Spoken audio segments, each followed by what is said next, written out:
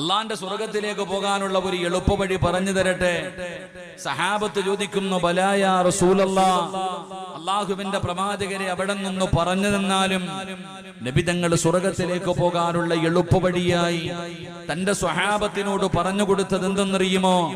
ഇന്ന് വഅദ് കഴിഞ്ഞ് ദുആയും കഴിഞ്ഞ് നിങ്ങൾ എല്ലാവരും ഇവിടെ നിന്ന് നിങ്ങളുടെ വീടുകളിലേക്ക് നിങ്ങൾ മടങ്ങി പോകുമ്പോൾ ആ നടന്നു പോകുന്ന വഴിയിൽ ഒരു കല്ല് കിടക്കുന്നു, ഒരു കമ്പ് കിടക്കുന്നു, ഒരു കുപ്പിച്ചില്ല് കിടക്കുന്നു.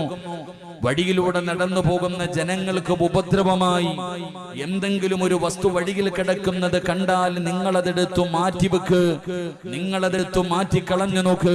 നിങ്ങൾക്ക് എളുപ്പത്തിൽ സ്വർഗത്തിലേക്ക് കടന്നു പോകാൻ കഴിയുമെന്ന് ആദരവായ പ്രവാചകൻ നബി മുഹമ്മദ് മുസ്തഫ സല്ലല്ലാഹു അലൈഹി വസല്ലമ തങ്ങൾ പറയുന്നു, വഴിയിൽ കിടക്കുന്ന ജനങ്ങൾക്ക് ഉപദ്രവമായി കിടക്കുന്ന വസ്തുക്കൾ എടുത്തു മാറ്റിയാൽ നിങ്ങൾക്ക് സ്വർഗത്തിലേക്ക് പെട്ടെന്ന് പോകാൻ കഴിയുമെന്ന് മുത്തുനബി അവിടെ നിന്ന് പറയുമ്പോ, രണ്ടാമതായിട്ട് അല്ലാഹുവിന്റെ പ്രവാചകം തന്റെ സ്വഹാബത്തിനോട് ചോദിക്കുകയാണ്, യാ സ്വഹാബാ,